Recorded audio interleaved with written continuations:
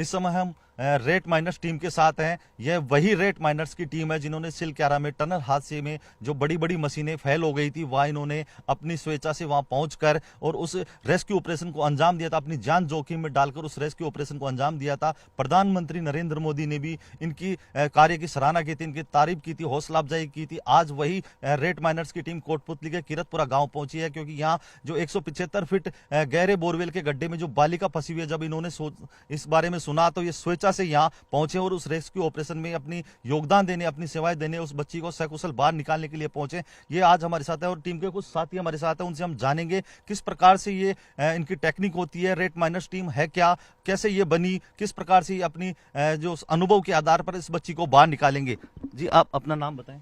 मेरा नाम फिरोज कुरैशी है और मुझे आप लोगों ने ये नाम दिया है रेड माइनर्स। हमने उत्तराखंड में उत्तरकाशी टनल के अंदर 41 लोगों की जान बचाई थी, वहाँ पर उनका रेस्क्यू किया था हमने। यहाँ पर कल जो है हम दिल्ली में थे अपने घर पर, तो हम ना यूट्यूब चला रहे थे अपना मोबाइल। तो मोबाइल चलाते चलाते हमारे सामने ये न्यूज़ आ गई कि राजस्थान कोटपुतली में एक बच्ची फंस गई है कहीं पर। तो हम ये न्यूज़ देख रहे थे, तो हमने न्यूज़ देखते देखते मैंने सोचा यार ये कहाँ फंसी, देखते हैं क्या होता है। तो मैंने अपने दोस्त इरशाद के पास फ़ोन किया। मैंने, इरशाद भाई आप कहाँ पर हो? बोले बोलो, मैं तो गाड़ी ले जा रहा हूँ चलाने के लिए। मैंने कहा यार कहीं मत जाओ, ऐसे ऐसे एक राजस्थान में कोटपुतली में एक लड़की फंस गई है, शायद हमारी वहाँ पर मदद लग सके, तो हम चलते हैं वहाँ पर। तो मैंने नसीम भाई के पास फ़ोन किया, राशिद अंसारी के पास फ़ोन किया, एक इरशाद भाई और हैं हमारे जो साइड में अभी, उनके पास भी फ़ोन किया। तुरंत के तुरंत ये हमारी जो टीम है ना, ऐसी जगहों पर तुरंत चलने के लिए तैयार होती है, अपने सारे काम छोड़ देती है उस समय वो। तो हमने तुरंत मिशन बनाया और आधे से 1 घंटे में हम वहाँ से निकले हैं। हमें किसी ने फ़ोन नहीं किया, कुछ नहीं किया, अपने खर्चे से आए हैं, हम अपनी गाड़ी लेकर आए हैं। और क्या कहते हैं, यहाँ पर हम अपना पूरी पूरी मदद करने के लिए यहाँ पर आ चुके हैं। कल हम यहाँ पर आए थे तकरीबन 8 बजे और यहाँ पर हमारी सारी प्रशासन से बात हो चुकी है, एनडीआरएफ वालों से बात हो चुकी है। सारे लोग हमें देखकर खुश भी हो चुके हैं कि हाँ भाई आप लोग आ गए हो, आपका योगदान यहाँ पर शायद आपकी मदद लग सकती है और आप यहीं पर रहें जब तक ये मिशन पूरा ना हो जाए, आप कहीं नहीं जाएंगे। तो अभी पाइप वहाँ पर पड़ रहा है, थोड़ा सा पाइप रह गया डालने के लिए और उस पाइप को डालने के बाद शायद वहाँ पर हमारी मदद लगे और हम ये चाहते हैं कि हमारी मदद वहाँ पर लगे और हम उस काम को अंजाम दें। जब आप यहाँ पहुंचे तो आपने अधिकारियों से चर्चा की, उनसे बात की, आपने अपने अनुभव के बारे में उनसे साझा किया, तब उन्होंने आपको अनुमति दी इस रेस्क्यू ऑपरेशन को योगदान देने के लिए। पहली बात तो ये है, मैं मीडिया का बहुत बहुत धन्यवाद कहना चाहता हूँ कि जो हमें रेड माइनस का जो नाम दिया है ना, उस रेड माइनस के नाम से हमारी लोग बहुत इज्जत करते हैं और वो सोचते हैं कि हाँ भाई ये वही रेड माइनस हैं जिन लोगों ने सिलक्यारा टनल में से 41 मजदूरों की जान बचाई थी। तो कल यहाँ पर जब हम आए थे तो ये मैंने टी शर्ट पहन रखी है अपनी रेड माइनस वाली। तो इस टी शर्ट को देखने के बाद इस पर लिखा हुआ है फिरोज कुरैशी रेड माइनर्स। तो इसको देखने के बाद हम वो समझ गए कि हाँ ये रेड माइनर्स हैं और उत्तरकाशी टनल वाले हैं, ये इन्होंने रेस्क्यू किया था। तो इसको देखकर और हमारी चेहरा देखकर वो हमें समझ गए कि हाँ ये लोग हमारी मदद के लिए आए। उन्होंने हमसे पूछा भी था कि आपको किसने बुलाया, कैसे आए हो? कि नहीं जी हमें किसी ने नहीं बुलाया, हम अपने खर्चे से और न्यूज़ देख रहे थे, न्यूज़ देख कर आ गए हैं। मासूम बच्ची है, शायद हमारी यहाँ पर ज़रूरत पड़ जाए और हो सकता है पड़ भी सकती है और पड़ेगी। ये काम तो हम ही अंजाम देंगे क्योंकि हमें इसमें एक वो मैन होल बनाना पड़ेगा, जब भी काम होगा इसमें, ऐसे नहीं कोई भी कर सकता। आप रेड माइनर्स की टीम के सदस्य हैं, आपने पहले सिलक्यारा में भी इस ऑपरेशन में सहयोग दिया था। रेड माइनर्स टीम बनी कैसे, किस प्रकार से आपको ये आइडिया है, ये टेक्निक क्या है, आप लोग किस प्रकार से योगदान देते हैं इस पूरे रेस्क्यू को अंजाम देने में? मेरा नाम नसीम रेड माइनर्स है और ये उत्तरकाशी गए थे हम। काम तो हमारा पहले से ही है, कम से कम 15-20 साल से हम यही दिल्ली जल बोर्ड के अंदर काम करते हैं। टंचलेस का पुशिंग जिसे बोलते हैं, sewer line, water line, railway crossing, highway crossing, यही करते हैं हम। तो वहाँ पे भी जो हादसा हुआ था उत्तराखंड में, वहाँ पे भी गए थे। वहाँ पे पूरी हमारी मदद भी हुई और हमारा सहयोग भी हुआ और हमने वहाँ पे 41 आदमी को रेस्क्यू किया। और हम ये फिरोज भाई न्यूज़ देख रहे थे तो इन्हीं की कॉल आई कि ऐसा ऐसा बात है, राजस्थान के अंदर भी ऐसा ऐसा बात हो गई। वहाँ चले गया, वहाँ देख लो जी, चलो अगर हमारे लायक कोई ऐसा काम हो जाए तो अच्छी बात है कि कह रहे ठीक है अपने खर्चे से चलना पड़ेगा। मैं कोई दिक्कत नहीं है, जब वो खर्चा करेंगे तो कोई ऐसी बात नहीं है, उस बच्चे की जान बच जाए कोई दिक्कत नहीं। तो हम तुरंत ही वहाँ से चल दिए, 8 बजे यहाँ पहुँच गए।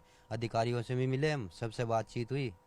कुछ अधिकारी ऐसे भी है जो वहाँ पर थे टर्नल के अंदर, वे भी मिले, वे भी बेचारे खुश हो गए, तुम ऐसे ही आ गए, अच्छी बात है, तुम्हें ये है वो है। पहले तो बच्ची तुम्हें बचाना आपका उद्देश्य है, लेकिन ये टेक्निक काम कैसे करती है? रेट माइनर्स जो टीम बनी आप लोगों की, तो ये टेक्निक क्या है? रेट माइनर्स, इसके मायने क्या है? ये रेट माइनर का तो एक नाम दे दिया गया हमें, आप जैसे न्यूज वालों ने ही दिया है, बाकी तो हमारा इस काम को बोलते हैं जैक पुशिंग ट्रंचलेस। जो हम काम करते थे पहले, ये जैक पुशिंग का होता है, अंडरग्राउंड जो काम होता है ये काम होता है। ये रेट माइनर तो हमें उत्तराखंड से ही मिला है, हम तो कभी रेट माइनर का नाम भी नहीं जानते थे। मैं बताऊं, आप बताएं।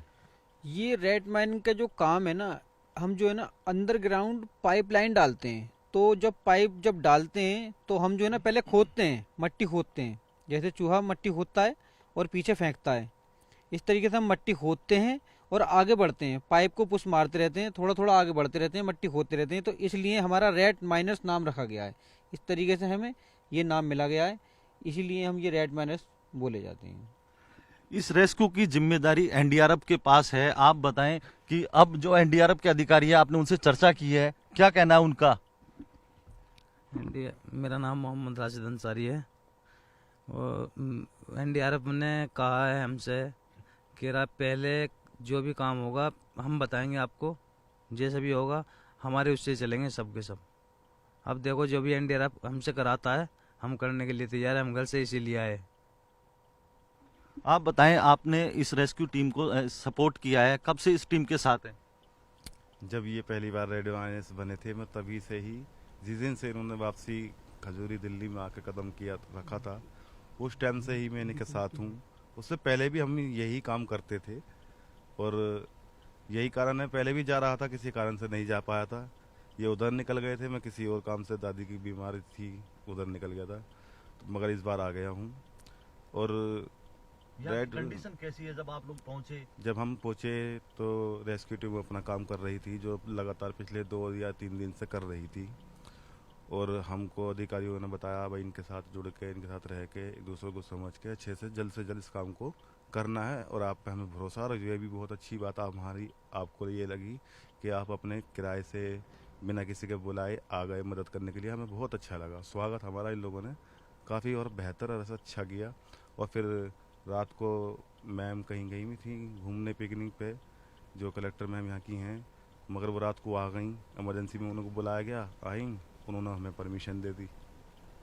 अभी जो रेस्क्यू किया जा रहा है, पाइलिंग की जा रही है, पथरीली जमीन बार बार उसमें आ रही है, तो आप बताएं कि पथरीली जमीन जो उसको काटा जा रहा है, आपको भी दिक्कत का सामना करना पड़ेगा, क्योंकि जो जिस जगह पथरीली जमीन आई है, जब आप उसमें सुरंग बनाएंगे तो वो पथरीली जमीन आपके सामने भी चुनौती होगी। देखिए, पहली बात तो मैं ऊपर वाले से तौबा करता हूँ और बड़ा बोल नहीं बोलना चाहिए।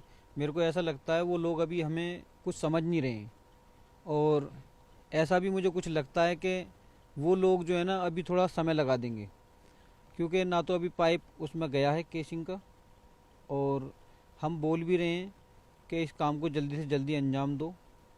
थोड़ा सा समय तो लगेगा, लेकिन पथरीली मिट्टी है, कोई बात नहीं, उसको हम कर देंगे, और हमें मौका मिलेगा ना बहुत जल्दी से जल्दी करेंगे। क्योंकि उत्तराखंड में सारे पहाड़ी तो थे, हमने पहाड़ी खोदा है, ये तो मिट्टी है, हम कर देंगे फटाफट, बस एक बार मौका दें हमें जल्दी से।